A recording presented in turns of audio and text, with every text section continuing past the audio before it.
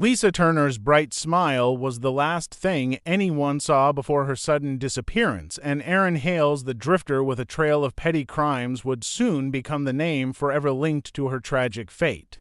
What began as a quiet evening in a small-town convenience store spiraled into a murder over just $10, leading to one of the most shocking trials Fairview had ever witnessed. The town of Fairview sat quietly on the edge of endless cornfields, a place so ordinary that it often went unnoticed on maps. Life there was predictable in every sense. Families attended church on Sundays, the same diner served breakfast to the same faces every morning, and the small police station rarely dealt with anything more serious than a missing bicycle or a teenager sneaking out after curfew. To outsiders, Fairview seemed almost frozen in time, a place where bad things simply did not happen. That illusion shattered on a warm July evening when a young woman named Lisa Turner finished her shift at the corner convenience store and never made it home. Lisa was 22, a college student saving money through part-time work. Everyone who knew her described her as kind, dependable, and always smiling behind the counter as she rang up groceries and chatted with regulars. She lived with her parents in a modest house only a mile from the store, and her walk home should have taken less than 15 minutes. But that night, her parents sat waiting on the porch long past midnight, the minutes stretching into hours until fear replaced patience. The next morning, they called the police. The convenience store where Lisa worked was small, one of the few open late in town.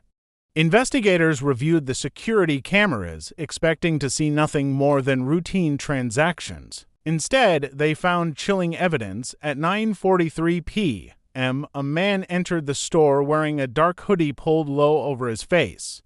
He lingered by the shelves, not choosing anything, not speaking to anyone.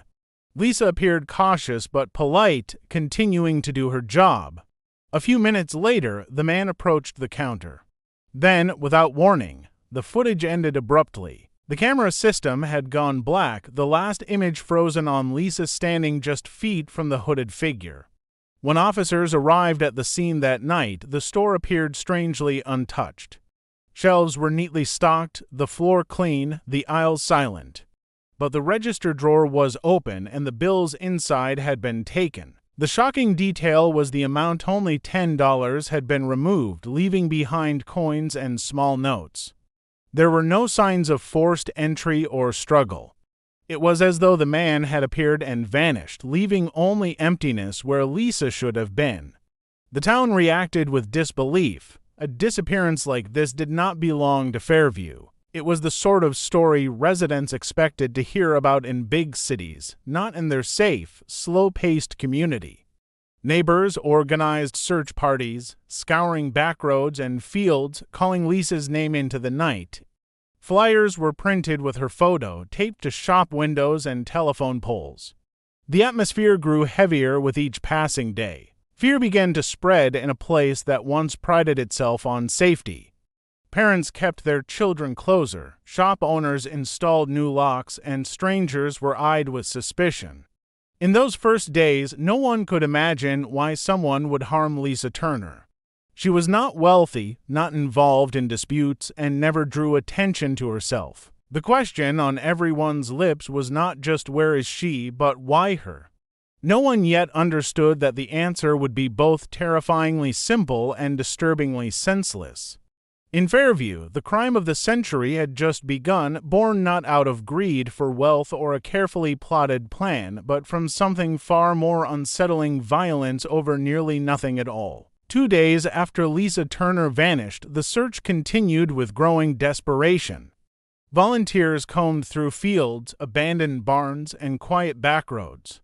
Police officers walked shoulder to shoulder through tall grass, while dogs barked and strained at their leashes.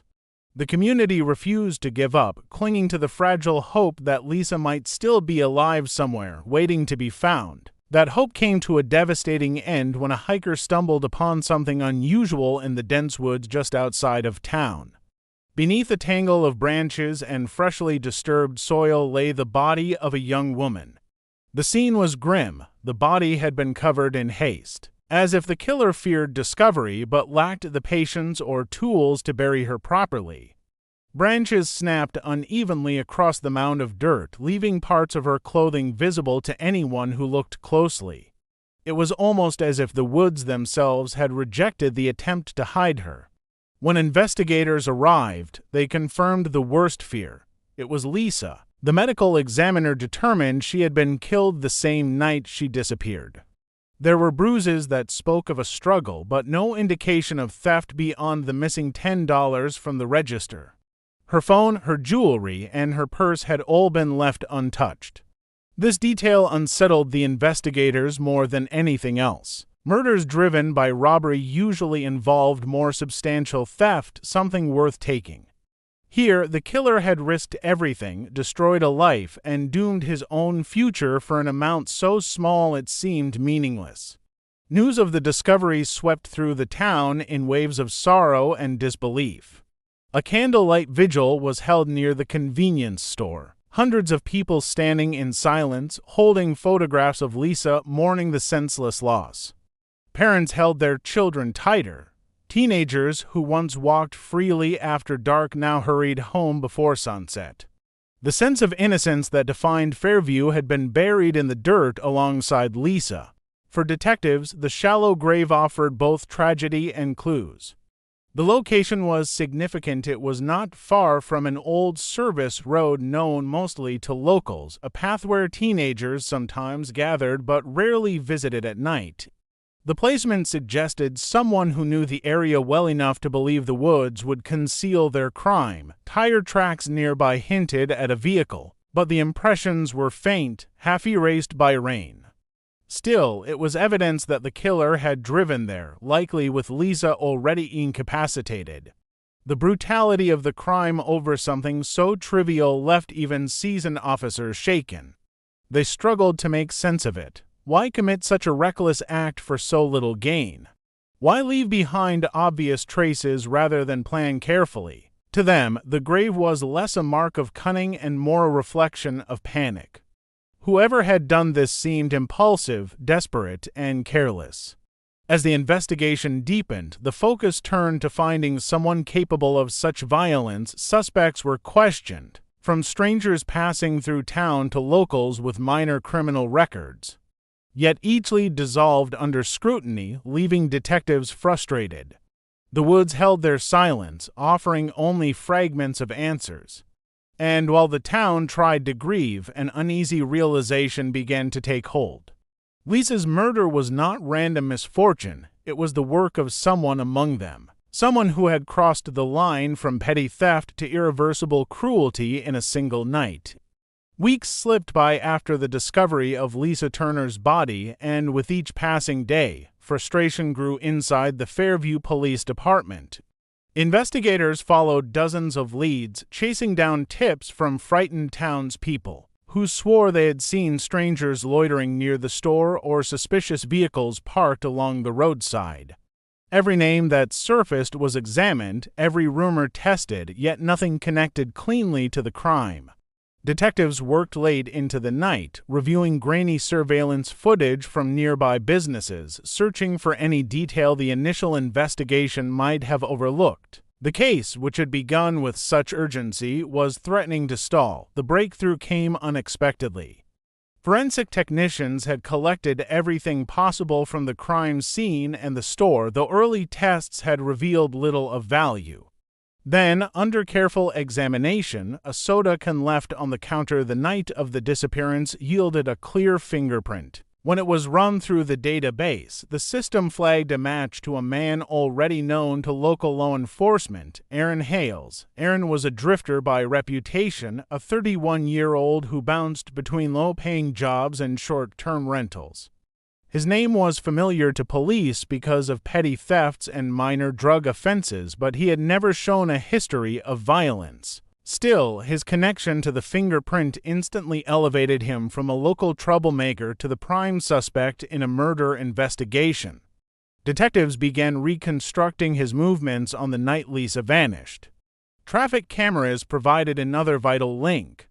On the same night, within minutes of the convenience store cameras shutting off, Aaron S. old sedan was captured leaving the area and heading toward the service road near the woods where Lisa S. body would later be found. The timestamp left little room for coincidence. Investigators now had both physical evidence and circumstantial support, enough to pursue him further. When officers searched Aaron's small apartment on the edge of town, they uncovered the most damning piece of evidence yet. Beneath a loose floorboard in his bedroom lay a pair of sneakers caked with dried mud and faint streaks of blood. The dirt matched soil samples from the shallow grave. Forensic testing later confirmed the blood belonged to Lisa Turner. It was a discovery that removed any remaining doubt about Aaron's involvement. Despite the mounting evidence, Aaron initially evaded capture. Disappearing from his usual haunts, friends and acquaintances told police he had grown paranoid in recent days, muttering about people watching him, avoiding familiar places, and moving at night. The manhunt stretched across neighboring towns until finally, after a week of pursuit, officers found him hiding in an abandoned shed not far from where Lisa S. body had been buried. Exhausted and disheveled, he surrendered without resistance. The arrest sent shockwaves through Fairview. For weeks, residents had wondered whether the killer was a stranger passing through or someone rooted in their community. The revelation that it was Aaron, a face they recognized, a name they knew, was almost harder to accept than the crime itself. The pieces of the puzzle had fallen into place at last, but the picture they formed was one of senseless violence born from a man with little to gain and everything to lose. The trial of Aaron Hales became the most closely followed event in Fairview's history. Long before the proceedings began, the courthouse steps were crowded each morning with journalists, curious townspeople, and grieving supporters of Lisa Turner's family. For a town unaccustomed to tragedy of this scale, the trial became both a spectacle and a way of confronting the darkness that had entered their lives. Inside the courtroom, the air was heavy with tension. The silence broken only by the scrape of chairs and the shuffle of papers as attorneys prepared their cases. The prosecution approached the trial with methodical precision. They laid out the evidence piece by piece, painting a picture that left little room for doubt. The fingerprint on the soda can was presented first, a seemingly small detail that tied Aaron directly to the store the night Lisa disappeared. From there, the case built steadily. Jurors watched footage of Aaron's car caught on traffic cameras near the service road, his taillights glowing in the dark as he left the area where Lisa S. body would later be discovered. Each exhibit was a thread, and together they wove a narrative impossible to ignore. When the sneakers were revealed in court, the reaction was immediate. The blood stains and mud carried a weight more powerful than words. Forensic experts testified about the match between the soil clinging to the shoes and the dirt from the shallow grave. Scientists explained how DNA analysis left no doubt that the blood belonged to Lisa. These details transformed the case from circumstantial suspicion into undeniable fact. The defense struggled to counter the mounting evidence. Their strategy centered on creating doubt, suggesting that Aaron may have come across the scene after the crime had already taken place, or that his belongings had been contaminated. But these arguments faltered under scrutiny. Prosecutors reminded the jury of the hidden shoes, deliberately concealed under a floorboard in Aaron's own apartment, an act that suggested guilt rather than innocence. Each claim by the defense seemed weaker than the last, and the weight of the prosecution's narrative pressed heavily on the jury. What shocked many most was the motive, or rather, the lack of one. Prosecutors revealed that the entire crime had been committed over the theft of $10. Lisa had not been targeted for wealth, revenge, or any deep-rooted grudge. Instead, her life had been taken in a senseless act of violence triggered by something so insignificant it seemed unreal. The courtroom fell into stunned silence when this detail was emphasized. It was not the complexity of the crime that horrified people, but the simplicity, the idea that such devastation could result from nothing more than petty anger and greed. Throughout the trial, Lisa's family sat quietly, their grief a constant presence. The community watched them, their sorrow mirrored in the faces of neighbors and strangers alike. By the time closing arguments were delivered, the outcome seemed inevitable. The jurors had listened, observed, and measured every fact. The prosecution had drawn a line that led unbroken from the night of Lisa S. disappearance to Aaron S. arrest. Now all that remained was for the verdict to be spoken aloud, sealing the fate of the man accused of destroying so much for so little. When the jury returned to the courtroom, every seat was filled.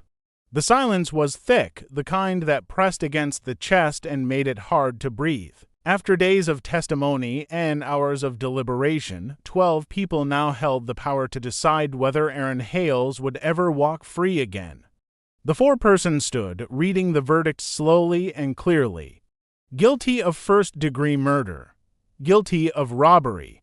Guilty of tampering with evidence. Each word landed like a weight, and with every declaration, the Turners gripped each other's hands tighter. Across the room, Aaron sat motionless, his face unreadable. The sentencing phase arrived soon after, and the mood in the courthouse was unrelenting. The prosecution urged the judge to impose the maximum penalty, arguing that Aaron's actions had been cruel, reckless, and entirely disproportionate to his supposed motive. They emphasized the loss of Lisa Turner's life over a sum so trivial it was insulting to even consider. $10 had cost a family their daughter, a community their sense of safety, and a young woman her future. The judge listened in silence, his expression stern, his pen motionless on the desk in front of him. When Aaron's defense team had their chance, their words carried little weight. They spoke of his troubled past, his lack of prior violent offenses, and the possibility of rehabilitation. But the facts of the crime overshadowed every plea. No one could reconcile the brutality of burying a young woman in a shallow grave with the idea of second chances.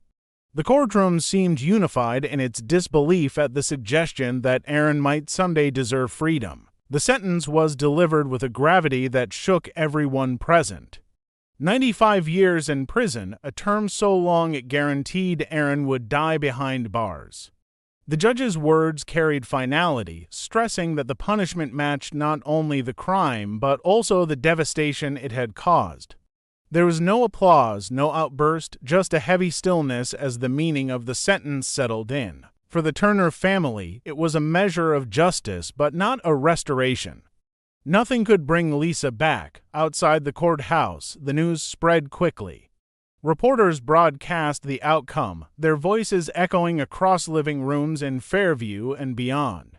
The town reacted with a mix of relief and sorrow. Relief that the trial was over, that the killer would never threaten them again. Sorrow because the sentence, though severe, could not erase the reality of Lisa's absence. Candles were lit once more near the convenience store, not for a vigil this time, but in quiet remembrance of the life lost too soon. In the months that followed, Fairview tried to return to normal, but the shadow of the crime lingered. The store reopened. Though customers often glanced at the counter with unease, remembering the footage of Lisa's final moments. Parents remained cautious, keeping their children close even as seasons changed. For many, trust had been broken in ways that could not be mended.